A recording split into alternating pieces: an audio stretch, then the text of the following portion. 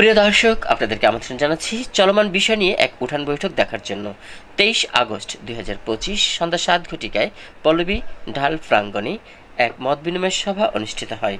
আয়োজনে ছিলেন পল্লবীস্থ ভোলা ব্যবসায়ী বহুমুখী সমবায় সমিতি লিমিটেড ও এলাকাবাসী।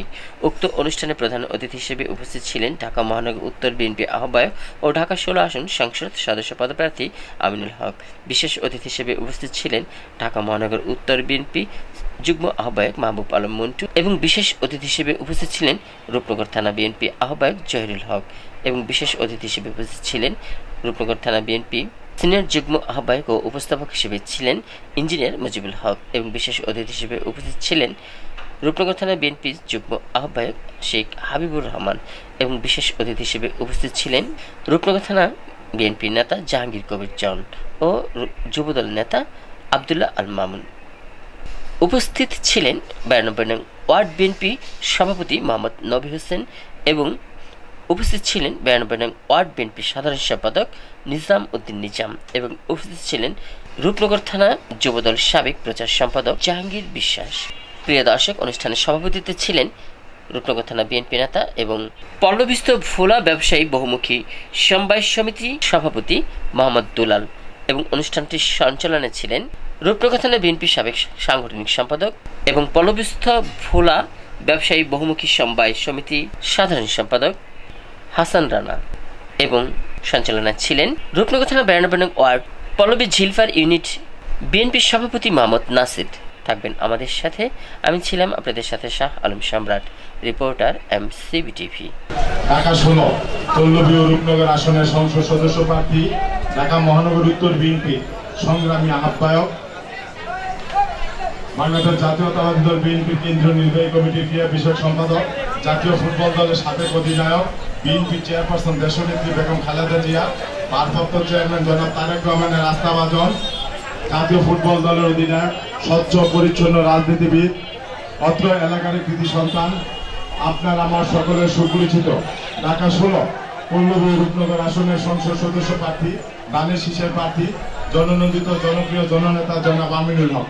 জননন্দিত জনপ্রিয় জননেতা জনাব আমিনুল হক।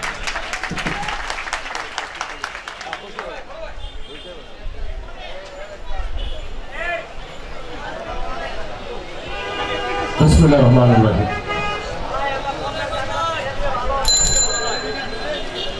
আজকের এই পল্লবীস্থ ভোলা ব্যবসায়ী বহুমুখী সমবায় সমিতি কর্তৃক আয়োজিত আজকের এই মত বিনিময় সভায় সম্মানিত সভাপতি এবং উপস্থিত আমাদের মহানগর বিএনপির যুগ্ম আহ্বায়ক বৃন্দ, উপস্থিত আমাদের এই রূপনগর থানা বিএনপির আহ্বায়ক সহ যুগ্ম আহ্বায়ক এবং 92 নম্বর ওয়ার্ডের সভাপতি, সাধারণ সম্পাদক সহ বিভিন্ন পর্যায়ের নেতৃবৃন্দ এবং আমার সামনে উপবিষ্ট আমার প্রিয় ভোলাবাসী যারা দীর্ঘদিন ধরে এই অত্র এলাকায় বসবাস করছে এবং আমি নিজেও আপনাদের মতো নদী ভাঙনের শিকার, আমরাও নদী ভাঙনের শিকার হয়েছি।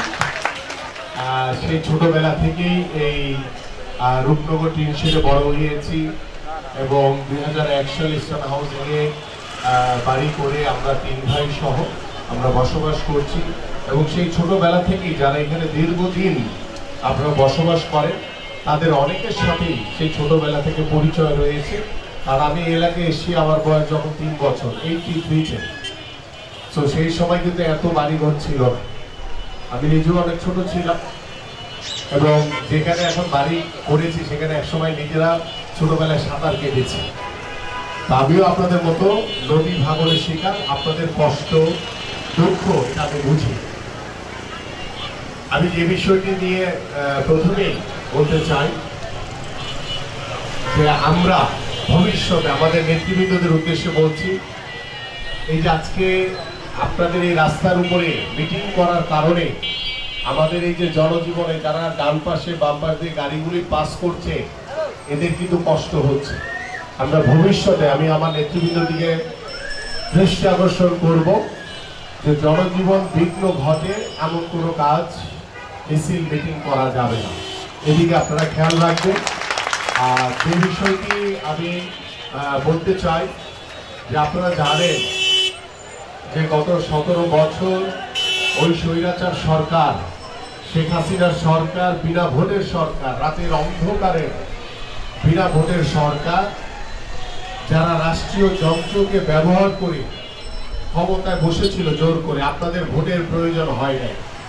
সে অবৈধ সরকার আপনাদেরকে কোনো কারণ দর্শানো, কোনো নোটিশ ছাড়াই হঠাৎ করে আপনাদেরকে উচ্ছেদ করে ফেলেছে।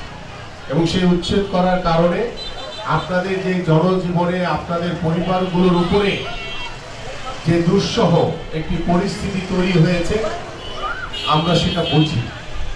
এবং আপনারা জানেন যে গত 17 বছর ওই স্বৈরাচার সরকার আপনাদের উপরে, আমাদের উপরে, বাংলাদেশ জাতীয়তাবাদী দলের প্রত্যেকটি নেতা কর্মীদের উপরে যেভাবে মামলা, হামলা, জুলুম, নির্যাতন চালিয়েছে এবং আপনাদের উপরেও নির্যাতন চালিয়েছে, আমরা সকলেই সেটা কিন্তু অবগত রয়েছে।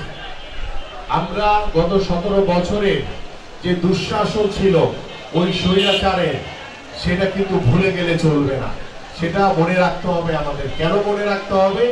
কারণ গত 17 বছর ওই স্বৈরাচারের প্রভাবে বাংলাদেশের মানুষের উপরে যে একটি অশনি, দুঃসহ জীবন দুর্দশার ভিতরে বিরাজমান ছিল, আমরা ভবিষ্যতে 5 তারিখের পরবর্তীত এই যে এখন যে সময়, আমরা চাই যে বাংলাদেশে রাজনৈতিক পরিবেশ থেকে শুরু করে আমাদের সামাজিক পরিবেশ, আমাদের সন্তানদের জন্য ভবিষ্যৎ বাংলাদেশ গড়ার লক্ষ্য নিয়ে আমরা একটি শান্তিপূর্ণ, স্বচ্ছ, পরিচ্ছন্ন একটি পরিবেশ তৈরি করতে চাই, যাতে ভবিষ্যতে কোনো ফ্যাসিবাদ বা স্বৈরাচারের জন্ম না হয়।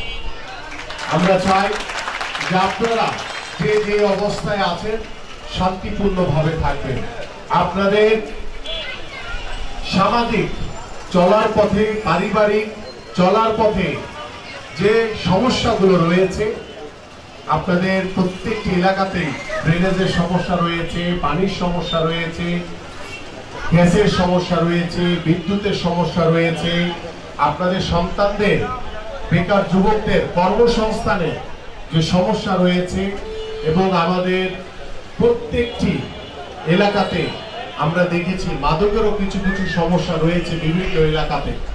এবং আমাদের প্রত্যেকটা এলাকাতে মাঠের অভাবের কারণে আমরা আমাদের সন্তানদেরকে খেলার মাঠে আনতে পারছি না। আমাদের সন্তানরা যদি খেলার মাঠে খেলাধুলা করে বড় হয়, তাহলে তারা শারীরিকভাবে এবং মানসিকভাবেও সুস্থ হিসেবে তারা গড়ে উঠবে। আমরা সেই সুযোগটুকু আমরা আমাদের সন্তানদেরকে দিতে পারছি না। এবং আমাদের পাশাপাশি দেখবেন যে রাস্তার উপরে বিভিন্ন ধরনের, আমরা বুঝি যে আপনাদের যদি নির্ধারিত, এখানে দেখবেন যে রাস্তার উপরে ফুটপাতে অনেক ভ্যান দিয়ে অনেক অনেক রকম ব্যবসা করে, আমরা আপনাদের কষ্টটা বুঝি।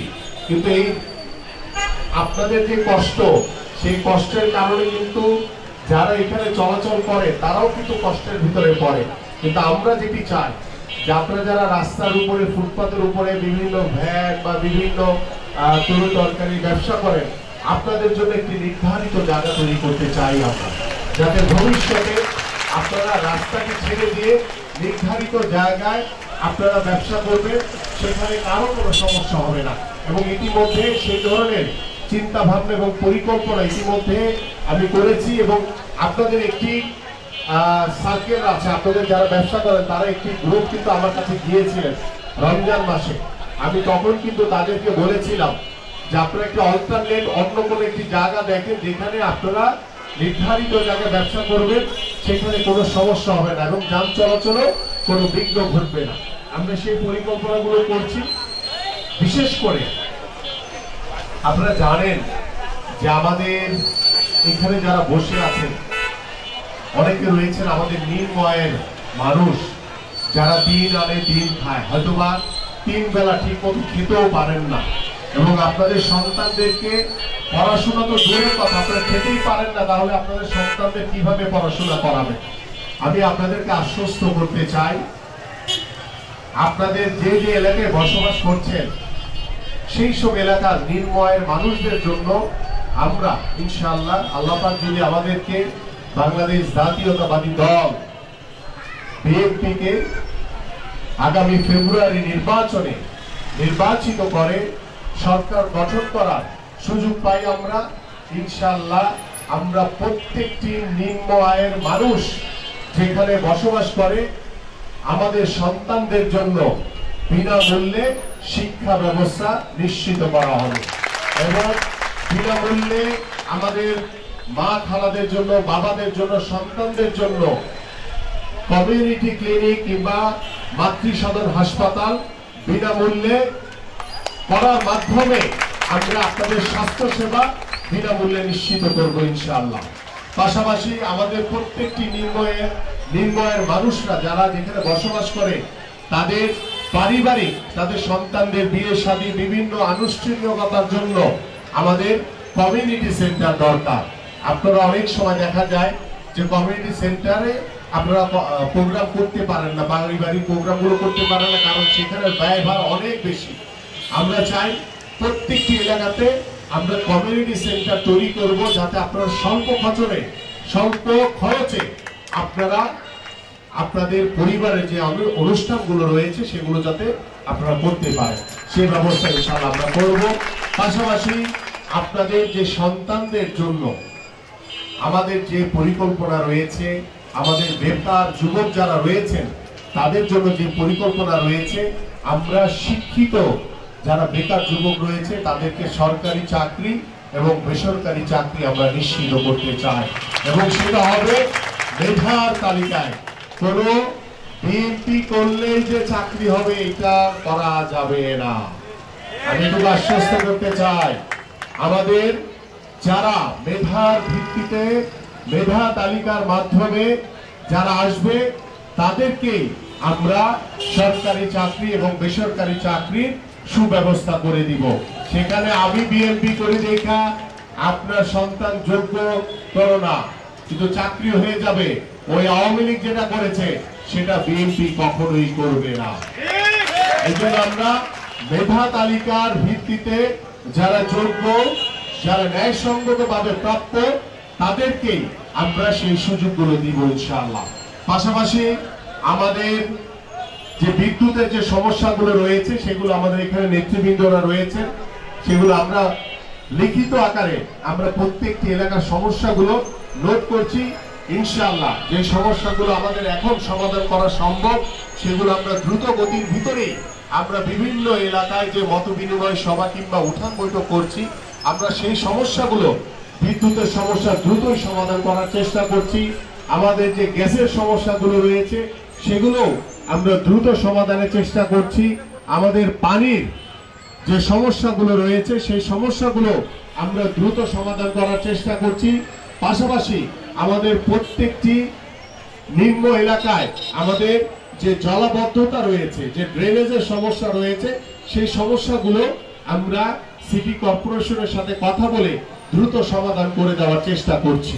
এবং সেই ক্ষেত্রে আজকে যারা আমার এখানে পিতৃ সমতুল্য বাবারা রয়েছেন, মাতৃ সমতুল্য মায়েরা রয়েছেন, ভাইরা রয়েছেন, বোনেরা রয়েছেন, আমি শুধু আপনাদের কাছে আহ্বান করব যে দীর্ঘ 17 বছর ওই স্বৈরাচারের দুঃসহ যন্ত্রণা আপনারা সহ্য করেছেন, আর কয়েকটা দিন আমি যেগুলো এখন সমস্যার সমাধান করা যায় সেগুলো করার চেষ্টা করব ইনশাআল্লাহ। আগামী নির্বাচনের পরে আপনাদের যদি সবচেয়ে গুরুত্বপূর্ণ সমস্যা সেটা হচ্ছে পুনর্বাসন, স্থায়ী পুনর্বাসন, সেই স্থায়ীভাবে আপনাদের সংশ্লিষ্ট মন্ত্রণালয়ের সাথে কথা বলে আমরা আপনারা যে যে এলাকায় বসবাস করছেন আপনাদের আমি আহ্বান করব, যেহেতু আপনারা একটি ভোলাস্তরটি সমবায় সমিতি করেছেন, আমি এখানে যারা এটার দায়িত্ব রয়েছেন আপনারা যতগুলো পরিবার রয়েছেন প্রত্যেকটি পরিবারের যিনি অভিভাবক রয়েছেন তার নাম সহ, মোবাইল নাম্বার, এনআইডি কার্ড সহ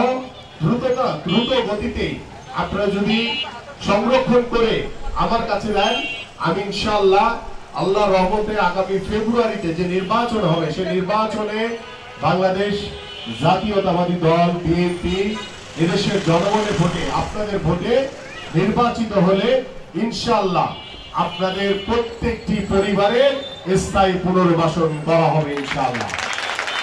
এটা আমি শুধু আপনাদের ভোলাইয়া লোক দেখা না, আমার দায়িত্ব এটি। কারণ আপনারা ভোলাবাসী, আমি ছোটবেলা থেকে এই পল্লবীতে বড় হয়েছি। আমরা জানি যে নদী ভাঙনের কি কষ্ট। আপনারা নদী ভেঙে এখানে এসছে, আবার এখান থেকে আপনাদের উচ্ছেদ করে দিয়েছে এবং আপনাদের সন্তানরা এখানেই বড় হয়েছে। অনেকেই বলেছেন যে এখানে 30, 35, 40 বছর ধরে আপনারা বসবাস করছেন। এটা দীর্ঘ একটি সময় এবং আমি এই চলার পথে অনেকেই বলেছে যে এখানে কি মসজিদ আছে। আমি নিজেও এই মসজিদে নামাজ পড়েছিলাম ছোটবেলা, অনেক সময় আমি যাতায়াতের সময় নামাজ পড়েছি। সো যেহেতু এই জায়গাটি আমি যতটুকু খবর পেয়েছি এটি একটি সরকারি জায়গা, সেই সরকারের সাথে আলাপ আলোচনা ছাড়া এটির সমাধান করা এই মুহূর্তে সম্ভব না। কারণ আমাদের আইনের প্রতি আমাদের অবশ্যই শ্রদ্ধাশীল হতে হবে। বাট এটি হোক বা না হোক, আপনারা প্রত্যেকটি পরিবারের নাম, ঠিকানা, ভোটার আইডি সহ আমার কাছে পৌঁছে দিবেন। ইনশাআল্লাহ আগামী নির্বাচনে বাংলাদেশ জাতীয়তাবাদী দল বিএনপি নির্বাচিত হলে, সরকার গঠন করলে আপনাদেরকে আমি আবারও বলছি স্থায়ীভাবে ইনশাআল্লাহ পুনর্বাসন করা হবে। কখনো আর আপনাদের যাতে উৎসবের এই ভয়ের সম্মুখীন হতে না হয়, এটা আমি বলার জন্য বলছি না, এটা নিশ্চিত করব। কারণ আমি ইতিমধ্যে গত 2-3 দিন আগেই আমাদের মাননীয় ভারপ্রাপ্ত চেয়ারম্যান জনাব তারেক রহমানের সাথে আপনাদের এই বিষয়গুলো নিয়ে আমি কথা বলছিলাম যে আমার এই ঢাকা 16 আসনে পল্লবী রূপনগরে উর্দুভাষীদের কিছু এলাকা রয়েছে, সেখানেও স্থায়ীভাবে পুনর্বাসন করতে হবে এবং এখানে আমাদের কিছু নিম্ন আয়ের মানুষ রয়েছে, তাদেরকেও স্থায়ীভাবে পুনর্বাসন করতে হবে। এবং তিনি আমাকে আশ্বস্ত করেছেন ইনশাআল্লাহ। আপনাদের অনেকেরই মনে আছে আমাদের দেশনেত্রী বেগম খালেদা জিয়া যখন প্রধানমন্ত্রী ছিলেন, তিনি প্রথমে এসেই আমাদের যারা উর্দুভাষী ছিলেন সেই উর্দুভাষীদের বাংলাদেশের নাগরিকত্ব প্রদান করেছেন। এবং আমরা আশা করি বিএনপির ভারপ্রাপ্ত চেয়ারম্যান যারা তারেক রহমানের মাধ্যমে আপনাদের যারা অসহায় মানুষ রয়েছেন, যাদের স্থায়ী কোনো বন্দোবস্ত নাই, আপনাদেরকে বাংলাদেশ জিন্দাবাদ, বাংলাদেশ জাতীয়তাবাদী দল বিএনপি জিন্দাবাদ, দেশনেত্রী বেগম খালেদা জিয়া জিন্দাবাদ, বিএনপির ভারপ্রাপ্ত চেয়ারম্যান যারা তারেক রহমান জিন্দাবাদ, শহীদ রাষ্ট্রপতি জিয়াউর রহমান অমর হোক, রূপনগর থানা বিএনপি 92 নম্বর ওয়ার্ড বিএনপি জিন্দাবাদ।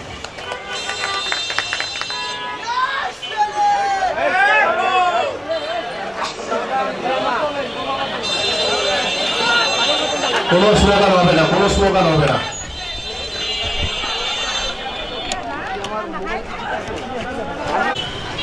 সুপ্রিয় দর্শক, কথা বলছি আজকে রূপনগর থানা যুবদল প্রচার সম্পাদক জাহাঙ্গীর আলম বিশ্বাসের সাথে একটু কথা বলছি আজকের অনুষ্ঠান সম্পর্কে। একটু এই যে আপনারা ভোলা অবস্থা আয়োজিত এই যে আপনারা যে প্রোগ্রামটা করলেন, তো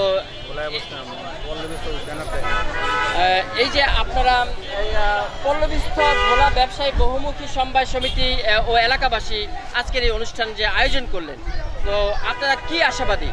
আমরা আশাবাদী আমাদের ঢাকা মহানগর উত্তর বিএনপির আহ্বায়ক ও ঢাকা 16 আসনের আমাদের সর্বস্তরের জনগণের আস্থাভাজন আমাদের জনাব আমিনুল হক ভাই বিএনপির ধানের শীষের প্রার্থী, তার কাছে আমরা আশাবাদী।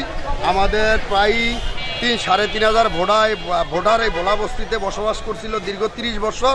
এই ভোলা বস্তি অবৈধভাবে অন্যায়ভাবে আওয়ামী লীগের ফেসিস এমপি জনাব ইলিয়াস মোল্লা ভেঙে দিছে কিছু ফেসিস আওয়ামী লীগের লোকজনের যোগ সাজতে। আমরা আজকে সেটা আমাদের জনাব আমিনুল ভাই 16 আসনের এমপি মনোনীত প্রার্থীর আমরা তার কাছে তুলে ধরছি, যাতে আমাদের এই ভোলাবাসী যারা নদী ভাঙ্গা আছে তাদেরকে পুনরায় পুনর্বাসন করে।